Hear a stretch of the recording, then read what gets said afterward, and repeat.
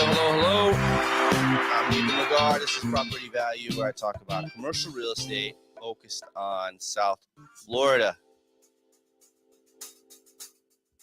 Let's get into some headlines today. And we're talking about what Biden is doing with the 1031 exchange. Yep, that's back on the table. So it says what Biden's proposed limits to the 1031 exchange means for investors in the economy. Excuse me. As a part of the President Biden's 2023 budget, the administration proposed severe limitations to the so-called 1031 exchanges.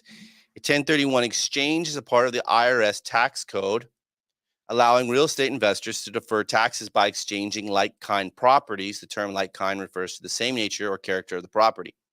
These properties must only be used for business purposes or held as investments. The proposal would allow the deferral of gains up to aggregate amount of $500,000 for a taxpayer, $1 million if you're married, for each of the property exchanges that are like-kinded. Any gains from the like-kind exchange in excess of $500,000 or $1 million a year would be recognized by the taxpayer in the year the taxpayer transfers the real property subject to the exchange. Nearly all the real property is like-kind to each other as long as the use is for business or investment purposes. For instance, an apartment building can be exchanged for a warehouse, which can be exchanged for an investment in a senior living facility. President Biden's proposal would not only severely limit the property values that investors can use in exchange, but also adversely impact the overall economy. While this proposal is intended to generate $1.95 billion in revenue for the government through taxing the sale of real estate, many people don't realize that taxes paid and related to businesses using like exchanges were already projected to produce $7.8 billion for the IRS last year, according to the May 2021 study by Ernst & Young. Additionally, the proposal effective date of December 31st, 2022 for completed exchange is problematic because an owner has 180 days to identify and exchange a property. That's 6 months for some of you that don't do math well. Anyone considering a like-kind exchange in 2022 would essentially need to initiate the process with the next couple of months to receive the full benefit of the traditional time frame. Some advocates of President Biden's proposal might argue that the 1031 exchange primarily benefit the wealthy, and it would impact middle class, and it wouldn't impact middle class investors because they're unlikely to exceed their respective $500 or $1 million in limitations. However, if the proposal is approved by the House of Representatives and the Senate, wealthy investors who are savvy would likely hold on to the property in response, expecting that the tax code will change once again in the future and restore a more expansive environment for the 1031 exchanges. The reluctance to sell the property in the meantime would slow transaction volume and create an unintended ripple effect within the real estate sector. Expansive effect. The Ernst & Young study projected that businesses related to the 1031 exchanges would produce 560,000 jobs, create $27.5 billion of labor income, and add $55.3 billion to the GDP during the course of the year. There are numerous parties involved throughout the 1031 exchange projects, including real estate investors, escrow specialists, qualified intermediaries, finance companies for lending, attorneys who navigate agreements, Delaware sanctuary trust brokers, sponsors who create DSTs, and third-party reporting professionals responsible for aspects like appraisals, property conditions, title checks, surveys, and due diligence. As a result, if exchanges are limited as President Biden proposes, the negative impact would extend far behind prospective sellers. Finally, small businesses, which compose 80% of companies in the U.S., would be adversely affected as well. For example, if a company owns a smaller property and wants to purchase a larger one or numerous properties to allow for continued growth, it would be able to benefit from the real estate appreciation and the tax deferral provided by a like-kind exchange, thus stalling potential business expansion. Attempting to cap 1031 exchange tax deferral isn't new. To that point, President Obama's 2016 budget proposal included limiting the deferral on real estate property to $1 million annually, since Section 1031 of the tax code hasn't seen a major change since the Tax Cuts and Jobs Acts in 2017, it's a natural target for the Biden administration to generate additional revenue for the IRS.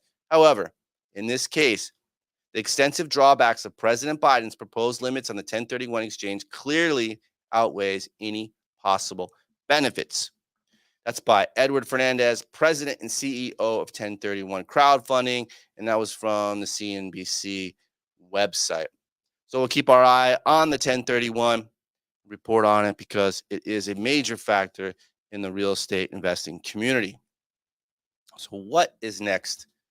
What are we talking about? I think we got something more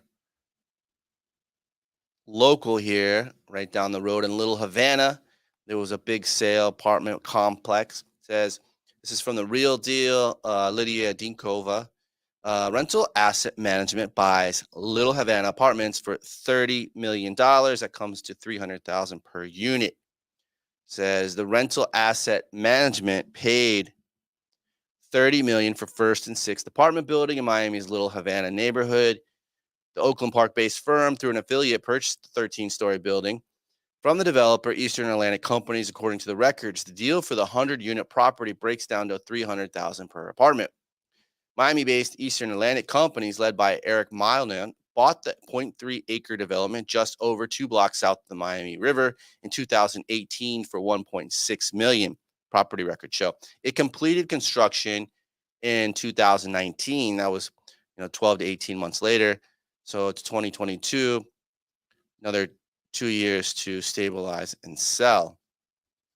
First and Six offers 2-bedroom apartments spanning 1,200 square feet for $2,800 a monthly rent, according to apartments.com. Amenities only include a pool. Rental Asset Management is a real estate investor and a manager with a portfolio spanning $750 million in assets under management across more than 50 properties, over 3,000 units in Florida, according to the website.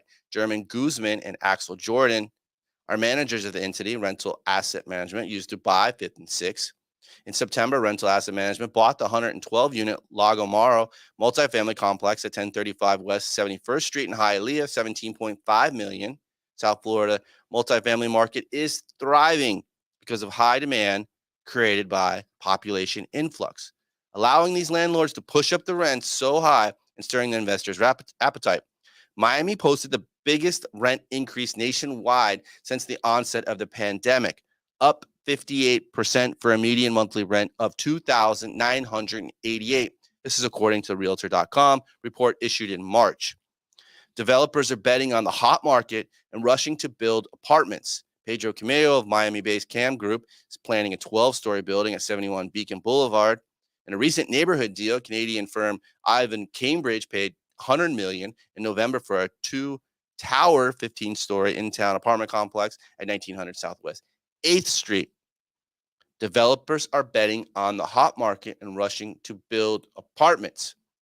Segueing from that, we see from the South Florida Business Journal, 500 plus apartments, rooftop amenities, part of the developer's plan for a Brickell Tower. Beautiful building. This is by Brian Bandel of the South Florida Business Journal. It reads, Gazette Horizons had disclosed plans for a 59-story apartment tower in Brickell Financial District of Miami, where I'm sitting today and speaking from. The Miami-based subsidiary of Israeli real estate company Gazette Globe announced in March that it started demolishing the 3-story office building at 90 Southwest 8th Street to make way for about 500 apartments. However, no details or designs for the project were disclosed at that time. But now they're disclosing it. The developer, affiliate of Gazette Horizons Brickell, recently filed for a zoning hearing with Miami-Dade County to utilize a mass transit subzone to craft the development guidelines of the project. That's because it's near the Brickell Metro Rail Station and the underlying pedestrian path near the transit line. The Gazette application describes the Brickell Gateway as a 59-story tower, 850,000 approximately square feet, 504 apartments, 17,500 square feet of commercial space, 350 parking spaces, 78 spaces for electric vehicles. This place sounds like a Class A resort, not an apartment building. There would be a pool deck on the 58th floor and about 10,000 square feet of indoor amenities on the 2 top floors. Apartments would range from 500 square feet for studios to approximately 13,000 square feet for the 3 bedrooms. The architects designed the project on the 21,000 site. Miami-based attorney, Miami-based Corwell Architects designed the project on the 21,000 square foot site. Miami-based attorney Nicholas Burchard represents the developer in the application. Documents also say Miami-based Atlantic Pacific Communities is a partner with Gazette in the project. The official from Gazette confirmed that they are working with Atlantic Pacific on the project, but declined to comment further. Gazette Horizons has previously developed commercial projects in Miami, but this would be its first apartment building. It comes at a time when apartment rents in the city are the among fastest growing in the country. Again, we reinstate it, reiterate it, article after article, day after day. Rents are crazy in Miami. Also in March, Gazette purchased a commercial property across the street for $20.1 million. So people are coming here. Rents are increasing. Investors are frothing. Developers are building.